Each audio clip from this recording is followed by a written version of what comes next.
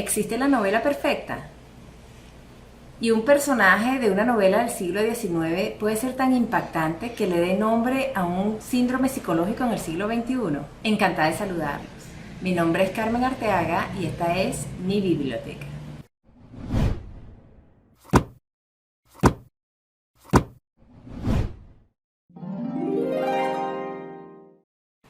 En este video les quiero hablar de dos libros que están más relacionados de lo que aparentemente uno podría imaginar cuando los ve.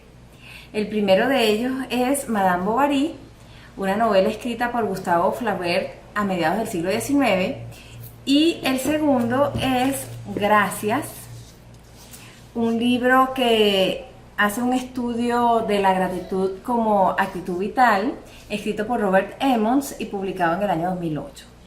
Y es bien interesante y está relacionado con Madame Bovary porque si nos ponemos a analizar, justamente la falta de gratitud ante su existencia es lo que detona toda la tragedia en la vida de Madame Bovary. Entonces vamos a empezar por el principio, Madame Bovary. Antes de entrar a comentar la novela, es importante hacer unos comentarios acerca de su autor, porque él y su proceso creativo son tan interesantes como la novela misma.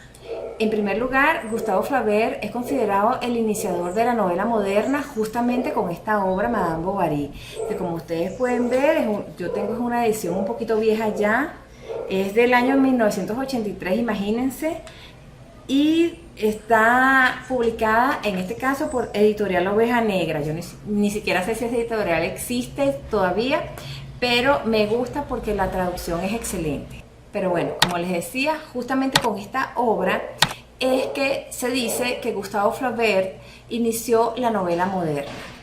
También es considerado un representante del realismo literario, que es un género que surge como contraposición justamente a la literatura romántica, este tipo de literatura que enaltecía héroes irreales y que a veces tenían poco o nada que ver con lo que era la vida cotidiana de la gente de a pie, por así decirlo. De hecho, hay estudiosos que sostienen que Madame Bovary es una burla o una sátira que hace Flaubert justamente al género de las novelas románticas.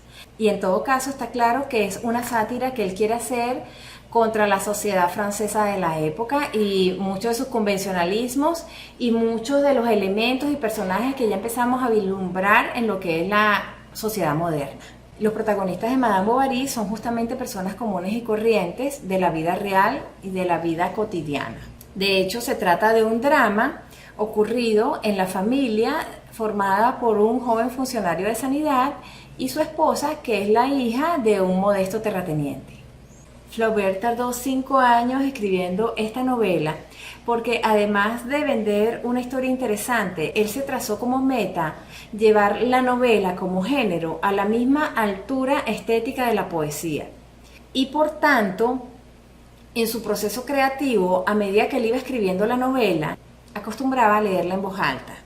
Entonces, si la premisa de la musicalidad no funcionaba o él no la registraba así, es decir, si la novela o lo que había escrito no le sonaba musical, él borraba todo y volvía a empezar desde el principio. Él tenía la premisa de buscar la palabra justa, es decir, aquella que encajara perfectamente en el relato y que le diera una belleza estética, que le diera musicalidad como si fuera poesía y que también construyera una historia interesante. Y desde este punto de vista, a mí me parece que Madame Bovary es una novela perfecta. En cuanto a su trama, Madame Bovary es una novela que yo creo que prácticamente no necesita presentación.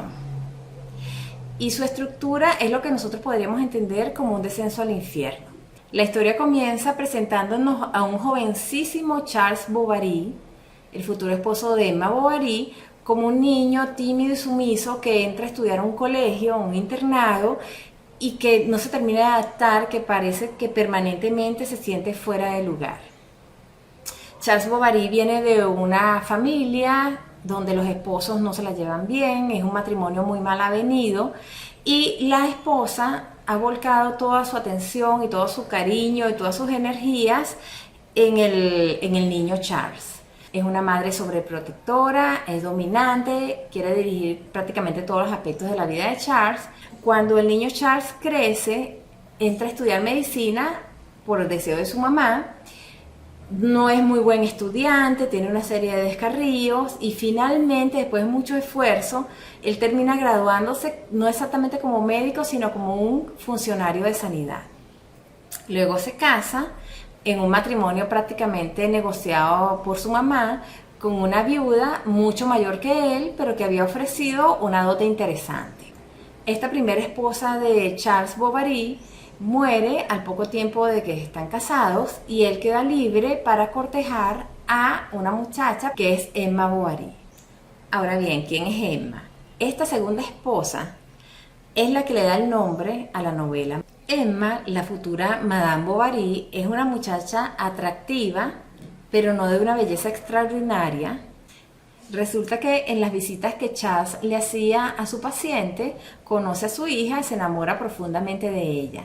Al principio, Emma también piensa que está enamorada de Charles, se casan y tan pronto como al día siguiente de la noche de bodas, ya Emma se encuentra decepcionada de su marido. El problema fundamental es que Emma había crecido en un convento donde se la había pasado leyendo estas novelas románticas y de caballería, y ella se había hecho la idea de que su vida de casada iba a ser como las novelas. Pero aquí hay que acotar una cosa bien importante. Emma tiene estas fantasías, pero en términos de la vida real, ella quedó muy bien casada con Charles, porque ambos pertenecían a estamentos sociales más o menos parecidos. No es que ella era la hija de un rey, ¿verdad? Una princesa que estaba en un castillo, ni siquiera era la hija de un gran terrateniente. Y para lo que era Emma y su patrimonio, el matrimonio con Charles estaba muy bien. Entonces, estas ilusiones de grandeza y este desprecio que ella siente por su esposo realmente no están justificados en términos de lo que eran las posibilidades reales de ella. Total es que Emma pronto empieza a aborrecer a Charles, a ella le molesta todo de él. En cambio, Charles es exactamente todo lo contrario. Él idolatra a Emma, le encanta verla dormir, verla comer, verla tocar piano, le encanta escucharla hablar, le encanta su vestimenta, le encanta su estilo, es decir, a él le encanta todo de Emma. Para él, Emma es prácticamente una diosa. Y en este sentido es irónico que Emma está fastidiada de su matrimonio, está fastidiada de su esposo, porque siente que no le brindan ninguna experiencia extraordinaria. Y justamente el caso es que el amor que Charles siente por ella es absolutamente extraordinario, no es nada común y desborda todo límite. Los sentimientos de Emma transcurren dentro de lo que es un plano interno. Ella exteriormente tiene un trato cariñoso, formal y gentil con Charles. Y nosotros como lectores nos enteramos de los sentimientos verdaderos de ella hacia su esposo es por este narrador objetivo que utiliza Flaubert. Esta rutina de familia pequeño burguesa, como diría un marxista, se viene a romper por un evento que es aislado, pero que prácticamente significa un punto de quiebre en lo que es la vida de Emma. Este evento es una invitación a una fiesta que le hace un noble aristócrata a Charles. Este aristócrata organiza una fiesta en su castillo y por gentileza lo invita a él y a su esposa. Ella, cuando llega al castillo, se ve deslumbrada por el lujo, por la arquitectura, por el diseño, por el mobiliario, por la finura de las damas, por el porte de los caballeros, y ella experimenta un éxtasis en el baile increíble. Prácticamente ya lo vive como una experiencia psicodélica, al punto que en algún momento de este baile, pues ella se siente mareada, ¿no? de la sensación de placer y de satisfacción de estar allí. Al mismo tiempo, Emma le impide a Charles disfrutar su baile, porque en un momento dado le dice que él no puede bailar, porque eso es impropio de un funcionario de la categoría de él. Y Charles, como era una persona pusilánime, sencilla y muy sumisa, pues él se corta todo y decide no bailar, y él pasa toda la noche aburrido hasta que se queda dormido por allá en una esquina del salón. Emma nunca volvió a vivir una experiencia como la del baile, pero a partir de allí su hartazgo con esta vida sencilla que ella llevaba empieza a notarse, la vuelve más neurótica todavía Y bueno, la familia no sabe qué hacer, atribuyen su comportamiento a una supuesta condición nerviosa de ella. Y Charles, buscando un ambiente más tranquilo, decide tomar un trabajo en otra ciudad. Y para el momento de mudarse a esa nueva ciudad que se llama Joinville, Emma se encuentra embarazada. Es justamente en el escenario de esta nueva ciudad donde van a desatarse los acontecimientos, o mejor dicho, donde se va a desatar la pasión erótica de Emma Bovary. En esta nueva ciudad ellos conocen una serie de personajes que se hacen amigos de ellos y que van a tener muchísimo que ver en el desenlace final de la novela. Por ejemplo, está el señor Homais. El señor Homais es un personaje muy a tono con lo que eran los tiempos que corrían en el siglo XIX, cuando está irrumpiendo la modernidad, y él se presenta a sí mismo como un libre pensador, como una persona amante de las ciencias, fanático del progreso, y él, bueno, vive con su familia y regenta una farmacia, prepara fórmulas medicinales, y por estas razones él comienza a trabajar estrechamente con Charles Bovary. También tenemos a León. León es un muchacho un poquito más joven que Emma, es estudiante de Derecho y en aquel momento, en las primeras de cambio, él se enamora platónicamente de ella. A todas estas termina el embarazo de Emma, ella da a luz una niña. El dar a luz a la niña no le da ninguna satisfacción a ella, todo lo contrario, es una nueva decepción en su vida porque ella quería un varón. Aquí hay que decir que además de que ella no tenía vocación de ama de casa, ella tampoco tenía instinto maternal. Y nada más nacer la niña, la envían al campo con la nodriza. Justamente, digamos que con la excusa de visitar a la niña en el campo, ella se acerca a León, que la acompaña a estos paseos, y es cuando desarrollan una relación platónica. Total es que León, ante la imposibilidad pues de realizar su amor con Emma, él decide irse de la ciudad, se va a Rouen. Cuando León se va de la ciudad, Emma queda totalmente despechada, por así decirlo, aumenta su frustración y por supuesto aumenta su neurosis, y el pobre Charles no haya qué hacer porque piensa que está empeorando supuestamente la condición nerviosa que ella tiene. Así van llevando la vida hasta que ocurre otro hecho desencadenante. Se trata de una visita que hace Rodolphe. Rodolphe es un noble, un aristócrata que se le presenta en la casa a Charles Bovary. Él es un hombre mujeriego, un Casanova, también es muy manipulador, y él de inmediato se da cuenta que Emma es una mujer frustrada, pero que también es una mujer ingenua, y de inmediato se pone la meta de seducirla. Con este romance con Rodolfo, ahora sí es verdad que Emma entra definitivamente en una vorágine de desenfreno sensual en todos los sentidos. También le hace regalos caros y lujosos a su amante porque dentro de su fantasía, pues ella está viviendo una experiencia, una relación extraordinaria que se merece ser representada materialmente, también con objetos extraordinarios. El hechizo de este romance viene a romperse cuando Emma le pide a Rodolphe que huyan juntos, y Rodolphe, que jamás había tomado en serio su relación con Emma, la abandona, decide huir, la deja plantada. Ante este abandono, Emma sufre un colapso nervioso de proporciones monumentales. Después de varias semanas en esta situación, Emma empieza a recuperarse poco a poco, reflexiona sobre lo que ha sucedido y tiene como una especie de arrepentimiento y un propósito de enmienda. Ella hace un esfuerzo de enmienda realmente, pero no se le da porque es que el problema fundamental es que ella no soporta su hogar,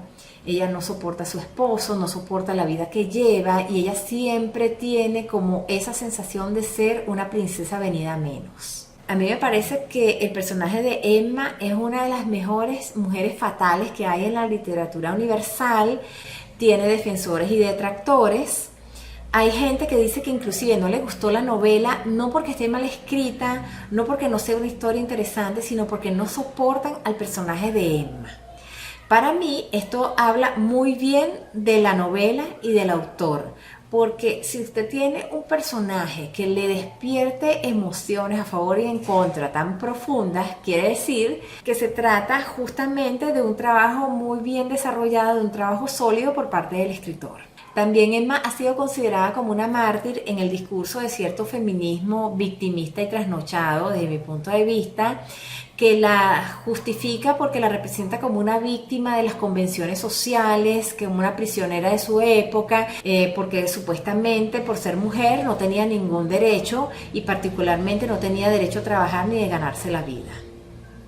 Sin embargo, si nosotros revisamos la novela, nos damos cuenta que está llena de personajes femeninos que trabajaban desde muy jóvenes para ganarse la vida. Y para mí el problema fundamental es su visión absolutamente egoísta de la vida, que le impide agradecer lo que tiene. Este rasgo de personalidad, de eterna ingratitud y de eterna insatisfacción está tan bien realizado en la novela que, como ya les dije, le da nombre a un término psicológico hoy en día, en el siglo XXI, que es el bovarismo, ¿no? Y justamente este rasgo es el que nos lleva al segundo libro que les comenté al principio de este video y que es Gracias, de Robert Emmons. El libro muestra los resultados de estudios realizados desde la psicología positiva, donde, de acuerdo con Emmons, las personas sometidas a un gran estrés, como por ejemplo aquellas que están en situaciones de guerras, en situaciones catastróficas, en campos de concentración, o también aquellas personas que sufren enfermedades graves, sobrellevan mejor la situación cuando en medio de esas circunstancias tan terribles encuentran energía espiritual o encuentran los recursos psicológicos para mostrar gratitud por algún aspecto de su vida. Por otra parte, Emmons analiza la contracara de la gratitud, que vendría siendo la ingratitud, y nos explica que el mundo moderno o el mundo contemporáneo le pone demasiados obstáculos a esa disposición que podríamos tener para cultivar la gratitud. ¿En qué sentido? Uno de los elementos que marca la cultura moderna y contemporánea es el individualismo. El individualismo es aquella idea de que nosotros no necesitamos a los demás para lograr triunfar o para estar bien en la vida, que con el esfuerzo exclusivo de cada quien puede lograr muchas cosas. Esto termina llevándonos a un callejón de soledad, o un callejón donde nosotros no nos vinculamos con las personas, y al no vincularnos con las personas, pues por supuesto no tenemos por qué sentir gratitud hacia nadie más.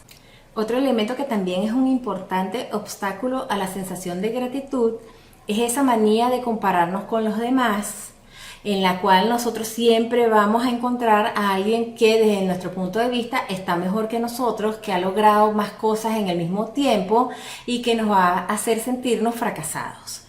Y no vamos a tener razones para agradecer en nuestra vida.